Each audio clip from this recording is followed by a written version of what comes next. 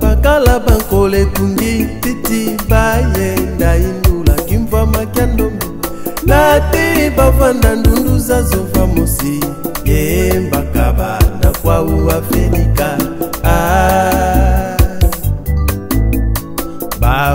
bakala bankole kungi titi bayenda indula kimva makiandombe nati bavanda ndundu za zova mosi yemba kabanda kwa uafrika Paseza tuka bubaka bana Afrika Epeze zika ya yanzinga kimoyo Ayoga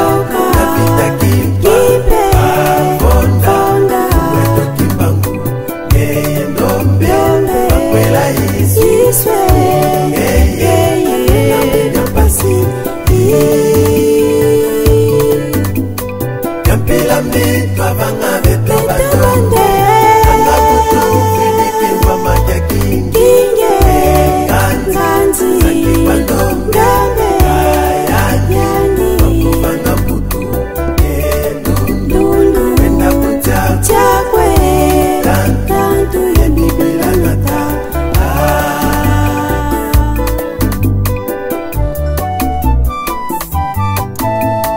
Minkele miati ya banata muvonda bibi la balonge la dio mukingoro Bayi babia bio biantoko bayi zawana Kamba vobio bio biena bia sumuka Minkele miati ya banata muvonda bibi la balonge la dio mukingoro Bayi babia bio biantoko bayi zawana Kamba vobio bio biena bia sumuka Paseza tuka bubaka bana Afrika Yepeze zika ya yanzinga kimoyo Ayoka ya vita kimpa Avonda umweto kimbangu Ngeye ndombe makwela isu Ngeye wena mbibia pasi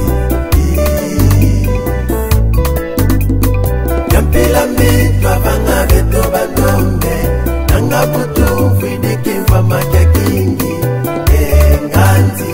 sanki bandombe Kayandi wakuvanga butu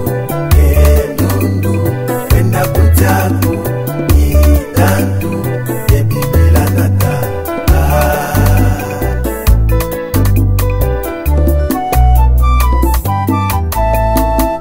Zantoko yebyambo tebena yau Iki mvwa makiba iba kwa bandombe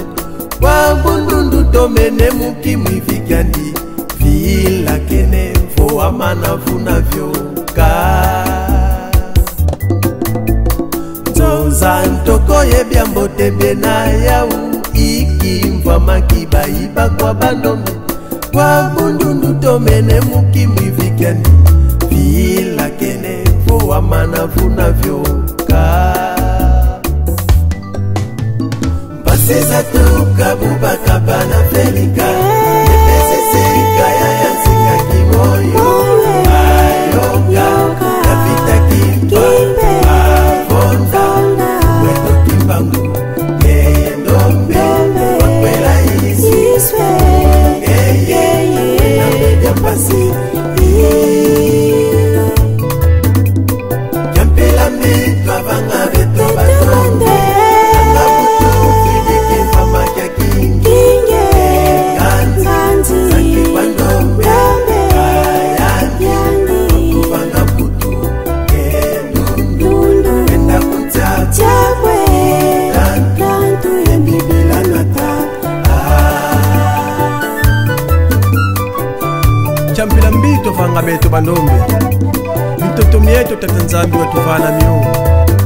Wabu mpasi malema yemvita kwa bana bafilika